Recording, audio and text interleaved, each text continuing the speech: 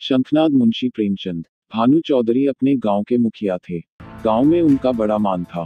दारोगा जी उन्हें टाट बिना जमीन पर न बैठने देते। मुखिया साहब की ऐसी धाक बंधी हुई थी कि उनकी मर्जी बिना गांव में एक पत्ता भी नहीं हिल सकता था। कोई घटना, चाहे वह सास बहू का विवाद हो, चाहे मेंढिया खेत का झगड़ा, चौधरी साहब के शासनाधिकार को पूर्ण रूप से सचेत करने के लिए काफी थी। वह तुरंत घटनास्थल पर जा पहुंचते। तहकीकात होने लगती। गवाह और सबूत के सिवा किसी अभियोग को सफलता सहित चलाने में जिन बातों की जरूरत होती है, उन सब पर विचार होता और चौधरी जी के दरबार से फैसला हो जाता। किसी को अदालत जाने की जरूरत न पड़ती। हाँ, इस कष्ट के लिए चौधरी साहब कुछ फीस जरूर लेते थे। यदि किसी अफसर पर फीस मिलने में असुविधा के कारण उन्हें धीरज से काम लेना पड़ता तो गांव में आफत मच जाती थी, क्योंकि उनके धीरज और दारोगा जी के क्रोध में कोई घनिष्ठ संबंध था। सारांश यह कि चौधरी से उनके दोस्त दुश्मन सभी चौकन्ने रहते थे। 2. चौधरी महाशय के 3 सुयोग्य पुत्र थे। बड़े लड़के बितान एक सुशिक्षित मनुष्य थे। डाकिये के रजिस्टर पर दस्तखत कर लेते थे। बड़े अनुभवी, बड़े मर्मज्ञ, बड़े नीति कुशल। मिर्जाई की जगह कमीज पहनते, कभी कभी सिगरेट भी पीते, जिससे उनका गौरव बढ़ता था। यद्यपि उनके ये दुर्व्यसन बूढ़े चौधरी को नापसंद थे, पर बेचारे विवश थे, क्योंकि अदालत और कानून के मामले बितान के हाथों में थे। वह कानून का पुतला था। कानून की दफाएं उसकी जबान पर रखी रहती थीं। गवाह गढ़ने में वह पूरा उस्ताद था। मिचले लड़के शान चौधरी कृषि विभाग के अधिकारी थे।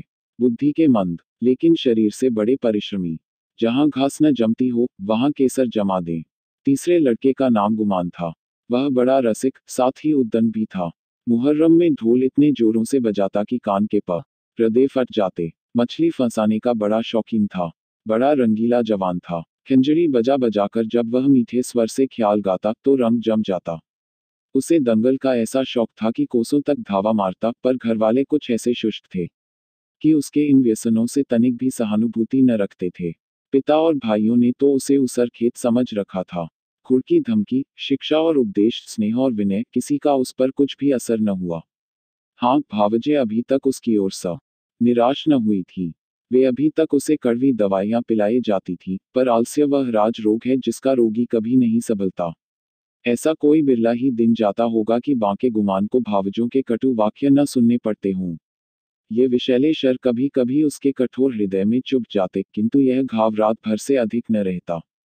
भोर होते ही थकान के साथ ही यह पीड़ा भी शांत हो जाती। तड़का हुआ, उसने हाथ मुंह धोया, बंशी उठाई और तालाब की ओर चल खड़ा हुआ। भावजे फूलों की वर्षा किया करती। बूढ़े चौधरी पैंतरे बदलते रहते और भाई लोग तीखी निगाह से देखा करते, पर अपनी धुन का पूरा बांका गुमान उन लोगों के बीच से इस तरह करता चला जाता, जैसे कोई मस्त हाथी का हथों के बीच से निकल जाता है। उसे सुमार्ग पर लाने के लिए क्या क्या उपाय नहीं किए गए।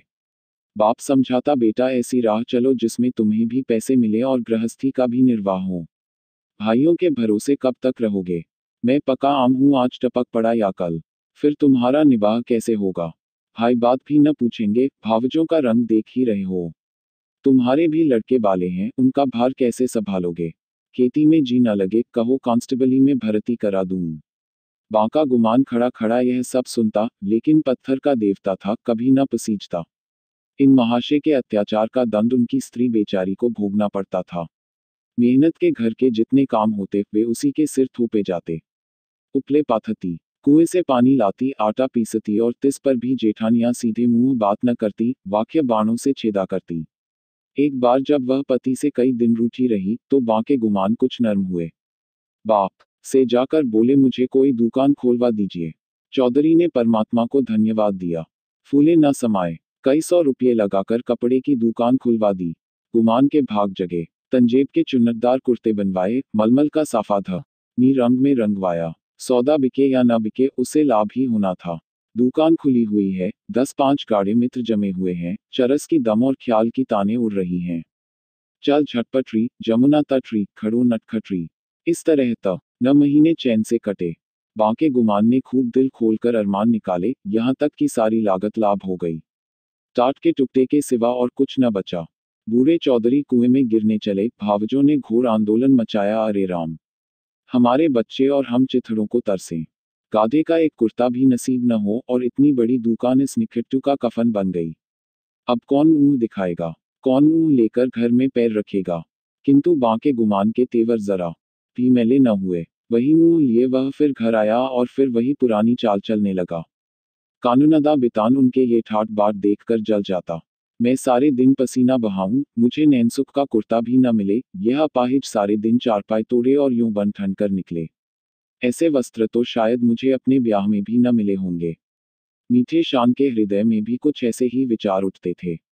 अंत में यह जलन न सही गई और अग्नि भड़की तो एक दिन कानूनदा बितान की पत्नी गुमान के सारे कपड़े उठा लाई और उन पर मिट्टी का तेल उड़ेलकर आग लगा दी। ज्वाला उठी, सारे कपड़े देखते देखते जलकर राख हो गए। गुमान रोते थे। दोनों भाई खड़े तमाशा देखते थे। बूढ़े चौधरी ने यह दृश्य देखा और सिर पीट लिया। यह द्वेषाग्नि है, घर को जलाकर तब बुझेगी। 3 यह ज्वाला तो थोड़ी देर में शांत हो गई, परंतु हृदय की आग ज्यों की त्यों दहकती रही। अंत में एक दिन बूढ़े चौधरी ने घर के सब मेंबरों को एकत्र किया और इस गूढ़ विषय पर विचार करने लगे कि बेड़ा कैसे पार हो। बितान से बोले, बेटा, तुमने आज देखा कि बात की बात में सैकड़ों रुपयों पर पानी फिर गया। अब इस तरह निर्वाह होना असंभव है। तुम समझदार हो, मुकदमे मामले करते हो। कोई ऐसी राह निकालो कि घर डूबने से बचे। मैं तो यह चाहता था कि जब तक चोला रहे, सबको समेटे रहूं, मगर भगवान के मन में कुछ और ही है। बितान की नीति कुशलता अपनी चतुर सहगामिनी के सामने लुप्त हो जाती थी। वह भी उसका उत्तर सोच ही रहे थे कि श्रीमती जी बोल उठी, दादाजी, अब समझाने बुझाने से काम न चलेगा, सहते सहते हमारा कलेजा पक गया। बेटे की जितनी पीर बाप को होगी, भाइयों को उतनी क्या, उसकी आधी भी नहीं हो सकती। मैं तो साफ कहती हूँ, गुमान का तुम्हारी कमाई में हक है। उन्हें कंचन के कौर खिलाओ और चांदी के हिंडोले में झुलाओ। हम में न इतना बूता है, न इतना कलेजा। हम अपनी झोंपड़ी अलग बना लेंगे। हाँ, जो कुछ हमारा हो वह हमको मिलना चाहिए। बांट बखरा कर दीजिए। भला से 4 आदमी हंसेंगे, अब कहाँ तक दुनिया की लाज ढोवें।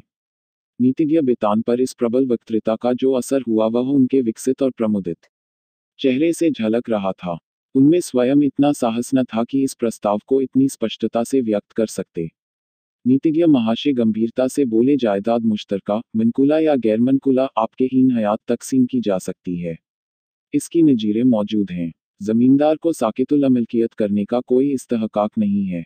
अब मंदबुद्धि शान की बारी आई, पर बेचारा किसान, बैलों के पीछे आंखें बंद करके चलने वाला, ऐसे गूढ़ विषय पर कैसे मुंह खोलत दुविधा में पड़ा हुआ था। तब उसकी सत्यवक्ता धर्मपत्नी ने अपनी जेठानी का अनुसरण कर यह कठिन कार्य संपन्न किया। बोली, बड़ी बहन ने जो कुछ कहा उसके सिवा और दूसरा उपाय नहीं। कोई तो कलेजा तोड़ तोड़ कर कमाए मगर पैसे पैसे को तरसे। तन ढांकने को वस्त्र तक न मिले और कोई सुख की नींद सोए, हाथ बड़ा बड़ा के खाए। ऐसी अंधेर नगरी में अब हमारा निबाह न होगा। शान चौधरी ने भी इस प्रस्ताव का मुक्तकंठ से अनुमोदन किया। अब बूढ़े चौधरी गुमान से बोले, क्यों बेटा, तुम्हें भी यही मंजूर है? अभी कुछ नहीं बिगड़ा। यह आग अब भी बुझ सकती है। काम सबको प्यारा है, चाम किसी को नहीं। बोलो, क्या कहते हो? कुछ काम धंधा करोगे या अभी आंखें नहीं खुली? गुमान में धैर्य की कमी न थी। बातों को इस कान से सुनकर उस कान से उड़ा देना उसका नित्य कर्म था। किंतु भाइयों की इस जनमुरीदी पर उसे क्रोध आ गया। बोला, भाइयों की जो इच्छा है वही मेरे मन में भ लगी हुई है। मैं भी इस जंजाल से भागना चाहता हूँ। मुझसे न मजूरी हुई न होगी। जिसके भाग्य में चक्की पीसना बदा हो वह पीसे। मेरे भाग्य में चैन करना लिखा है, मैं क्यों अपना सिर उखली में दूं? मैं तो किस से काम करने को नहीं कहता। आप लोग क्यों मेरे पीछे पड़े हुए हैं? अपनी अपनी फिक्र कीजिए। मुझे आज से आटे की कमी नहीं है।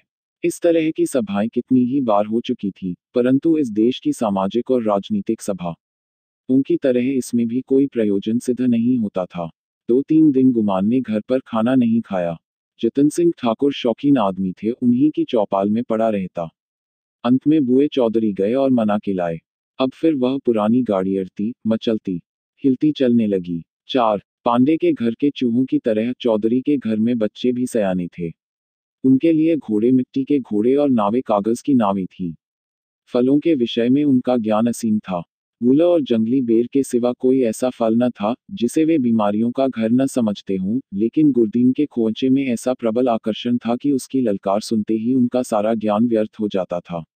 साधारण बच्चों की तरह यदि सोते भी हों तो चौंक पड़ते थे। गुरदीन उस गांव में साप्ताहिक फेरे लगाता था। उसके शुभागमन की प्रतीक्षा और आकांक्षा में कितने ही बालकों को बिना किंडरगार्टन की रंगीन गोलियों के ही संख्याएं और दिनों के नाम याद हो गए थे। गुरदीन बूढ़ा सा मैला कुचैला आदमी था, किंतु आसपास में उसका नाम उपद्रवी लड़कों के लिए हनुमान मंत्र से कम न था। उसकी आवाज सुनते ही उसके खोचे पर लड़कों का ऐसा धावा होता कि मक्खा यूं कि असंख्य सेना को भी रणस्थल से भागना पड़ता था। और जहां बच्चों के लिए मिठाइयां थीं, वहां गुरदीन के पास माताओं के लिए इससे भी ज्यादा मीठी बातें थीं। माँ कितना ही मना करती रहे, बार बार पैसा न रहने का बहाना करे, पर गुरदीन चटपट मिठाइयों का दोना बच्चों के हाथ में रख ही देता और स्नेहपूर्ण भाव से कहता, बहू जी, पैसों की कोई चिंता न करो, फिर मिलते रहेंगे, कहीं भागे थोड़े ही जाते हैं। नारायण ने तुमको बच्चे दिए हैं, तो मुझे भी उनकी न्योछावर मिल जाती है, उन्हीं की बदौलत मेरे बाल बच्चे भी जीते हैं। अभी क्या ईश्वर इनका मोर तो दिखावे, फिर देखना कैसा ठंगन करता हूँ। गुरदीन का यह व्यवहार चाहे वाणिज्य नियमों के प्रतिकूल ही क्यों न हो, चाहे 9 नग सही 13 उधार नहीं वाली कहावत अनुभव सिद्ध ही क्यों न हो, किंतु मिष्टभाषी गुरदीन को कभी अपने इस व्यवहार पर पछताने या उसमें संशोधन करने की जरूरत नहीं हुई। मंगल का शुभ दिन था। बच्चे बड़ी बेचैनी से अपने दरवाजों पर खड़े गुरदीन की राह देख रहे थे। कई उत्साही लड़के पेड़ों पर चढ़ गए और कोई कोई अनुराग से विवश होकर गांव के बाहर निकल गए थे। सूर्य भगवान अपना सुनहला थाल लिए पूरब से पश्चिम जा पहुंचे थे। इतने में ही गुरदीन आता हुआ दिखाई दिया। लड़कों ने दौड़कर उसका दामन पकड़ा और आपस में खींचातानी होने लगी। कोई कहता था मेरे घर चलो, कोई अपने घर का न्योता देता था। सबसे पहले भानु चौधरी का मकान पड़ा। गुरदीन ने अपना खोंचा उतार दिया। मिठाइयों की लूट शुरू हो गई। बालकों और स्त्रियों का ठठ लग गया। हर्ष और विषाद, संतोष और लोभ, ईर्ष्या और क्षोभ, द्वेष और जलन की नाट्यशाला सज गया। कानूनदा बितान की पत्नी अपने तीनों लड़कों को लिए हुए निकली। शान की पत्नी भी अपने दोनों लड़कों के साथ उपस्थित हुई। गुरदीन ने मीठी बातें करनी शुरू की। पैसे झोली में रखे, थैले की मिठाई दी और थैले का आशीर्वाद। लड़के दोने लिए उछलते कूदते घर में दाखिल हुए। अगर सारे गांव में कोई ऐसा बालक था जिसने गुरदीन की उदारता से लाभ उठाया हो, तो वह बांके गुमान का लड़का धान था। यह कठिन था कि बालक धान अपने भाइयों बहनों को हंस हंस और उछल उछल कर मिठाइयाँ खाते देखकर सब्र कर जाए। उस पर तुर्रा यह कि वे उसे मिठाइयाँ दिखा दिखाकर ललचाते और चिढ़ाते थे। बेचारा धान चीखता और अपनी माता का आंचल पकड़ पकड़ कर दरवाजे की तरफ खींचता था। पर वह अबला क्या करे। उसका हृदय बच्चे के लिए ऐंठ ऐंठ कर रह जाता था। उसके पास एक पैसा भी नहीं था। अपने दुर्भाग्य पर, जेठानियों की निष्ठुरता पर और सबसे ज्यादा अपने पति के निखिट्टूपन पर कुड़कुड़ कर रह जाती थी। अपना आदमी ऐसा निकम्मा न होता तो क्यों दूसरों का मुंह देखना पड़ता, क्यों दूसरों के धक्के खाने पड़ते। उसने धान को गोद में उठा लिया और प्यार से दिलासा देने लगी, बेटा रो मत, अब की गुरदीन आवेगा तो तुम्हें बहुत सी मिठाई ले दूंगी। मैं इससे अच्छी मिठाई बाजार से मंगवा दूंगी, तुम कितनी मिठाई खाओगे। यह कहते कहते उसकी आंखें भर आईं। आह, यह मनहूस मंगल आज ही फिर आवेगा और फिर यही बहाने करने पड़ेंगे। हाय, अपना प्यारा बच्चा धीले की मिठाई को तरसे और घर में किसी का पत्थर सा कलेजा न पसीजे। वह बेचारी तो इन चिंताओं में डूबी हुई थी और धान किसी तरह चुप ही न होता था। जब कुछ वश न चला तो माँ की गोद से जमी न पर उतरकर लौटने लगा और रो रो कर दुनिया सिर पर उठा ली। माँ ने बहुत बहलाया फुसलाया, यहाँ तक कि उसे बच्चे के इस हट पर क्रोध भी आ गया। मानव हृदय के रहस्य कभी समझ में नहीं आते। कहाँ तो बच्चे को प्यार से चिपटाती थी, ऐसी झल्लाई कि उसे 2-3 थप्पड़ जोर से लगाए और घुड़क कर बोली, चुप रह भागे, तेरा ही मुंह मिठाई खाने का है। अपने दिन को नहीं रोता, मिठाई खाने चला है। बांका गुमान अपनी कोठरी के द्वार पर बैठा हुआ यह कौतुक बड़े ध्यान से देख रहा था। वह इस बच्चे को बहुत चाहता था। इस वक्त के थप्पड़ उसके हृदय में तेज भाले के समान लगे और चुभ गए।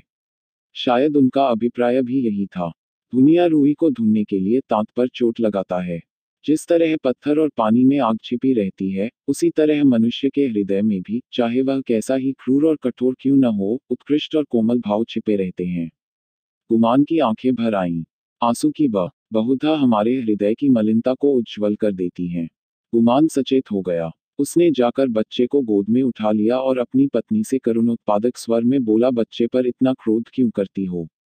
तुम्हारा दोषी मैं हूँ, मुझको जो दम चाहो दो। परमात्मा ने चाहा तो कल से लोग इस घर में मेरा और मेरे बाल बच्चों का भी आदर करेंगे। तुमने आज मुझे सदा के लिए इस तरह जगा दिया, मानो मेरे कानों में शंखनाद कर मुझे कर्मपथ में प्रवेश का उपदेश दिया हो।